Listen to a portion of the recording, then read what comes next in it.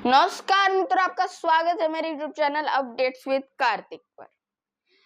सोनम वांगचुक जो डिटेन हुए थे, उनके जो पद यात्रा थी दिल्ली तक, उसमें 150 लोगों के साथ डिटेन हुए थे। हंगर स्ट्राइक की, अब रिहा हो चुके हैं, डिटेंशन से बाहर आ चुके हैं, राजघाट भी जा चुके हैं वेडनेसडे को।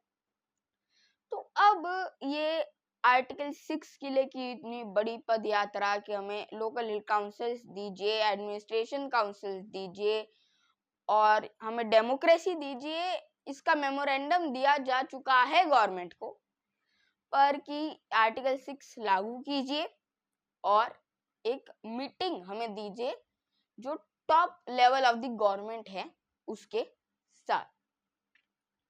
अब सोनम वांगचुक जो हैं, उन्हें अगर समझा जाए कि आपका जन्म लद्दाख में होता है, इतना बड़ा स्टेट नहीं था लद्दाख, उस टाइम पे तो कश्मीर के साथ था, पर चलिए उतना जो है टेररिज्म क्राइसिस वहाँ नहीं है।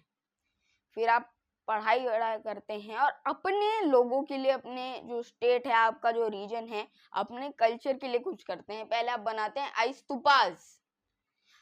स्तूपास बनाते हैं, फिर आप वहाँ की मिलिट्री को इजी काम देने के लिए अलग अलग टाइप्स ऑफ बिल्डिंग्स बनाते हैं। सोनम वांगचुक ने बहुत कुछ ये किया है, पर हमारे देश की एक प्रॉब्लम है कि हमने अगर कोई विचारधारा या फिर कुछ बाहर भेजा है फॉरेन नेशंस में, एक्सपोर्ट करना, एक विचार को एक्सपोर्ट करना, तो हमने किया है कट्टरवाद का विचार, चाहे फिर वो किसी भी चीज में हो।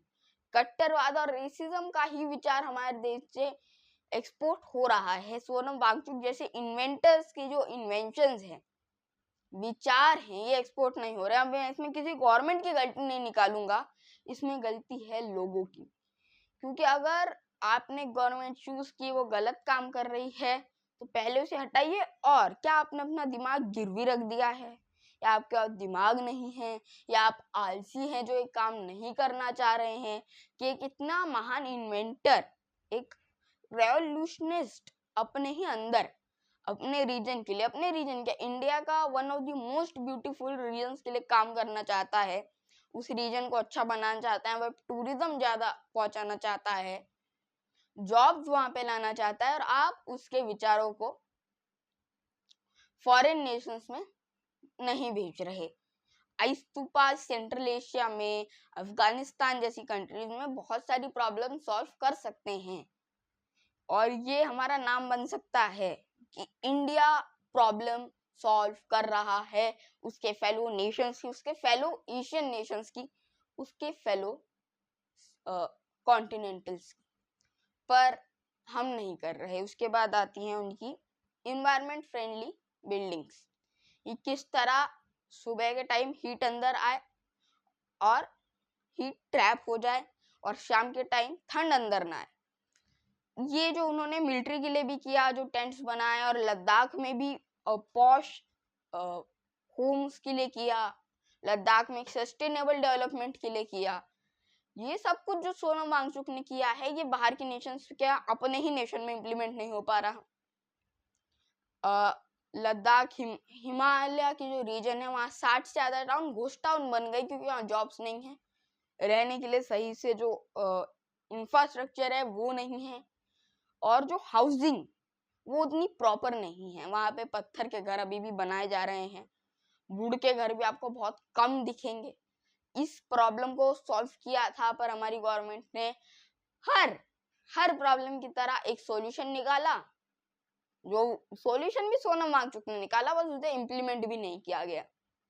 अब ये प्रॉब्लम तो है कि हमारी गवर्नमेंट ऐसा सॉल्यूशन निकालती है कि लगता है कि प्रॉब्लम में प्रॉब्लम है या सॉल्यूशन में प्रॉब्लम है, पर ये बहुत एक सिंपल सॉल्यूशन था जो इम्प्लीमेंट नहीं किया गया।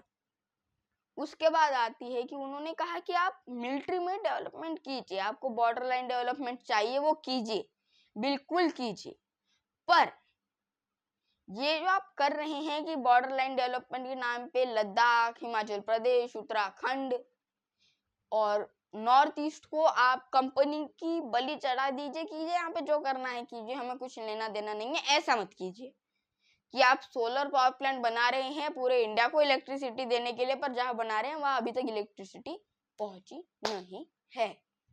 तो इस प्रॉब्लम का सॉल्यूशन कब लाएगी गवर्नमेंट? इस प्रॉब्लम का सॉल्यूशन कब लाएंगे? हम लोग। क्योंकि जितना मुझे पता है इंडिया में लोग ज्यादातर अब भेड़ चाल पे चलते हैं कि अच्छा, ओ, उन्होंने ये कहा है, हमें यही करना है। पर ये भेड़चाल जो है ये भारत का एक बहुत जो प्रसिद्ध इतिहास है, एक हमारा कल्चर है विचारवंतों का, विचार करने वाले लोगों का, संतों का, फिलोसोफर्स का, इसे खत्म करता जा रहा है। और इसी की वजह से इंडिया में बहुत सारी प्रॉब्लम्स आ रही हैं। और सोनम वांगचुक ये ना एक मॉडर्न टाइप के फिलोसोफर हैं जो प्रॉब्लम सॉल्व कर रहे हैं, पर ये अपनी जो सॉल्यूशन उन्होंने दिया है वो लोग इम्प्लीमेंट नहीं कर रहे। अब वो इसके बारे में कुछ नहीं कर सकते क्योंकि शायद उन्होंने अपना सब कुछ दे दिया है लद्दाख और हिमालय के रीजन को डेवलप करने के लिए, जिसमें आज तक डेवलपमेंट में हमें प्रॉब्लम आ रही थी, balancing the environment and balancing the development.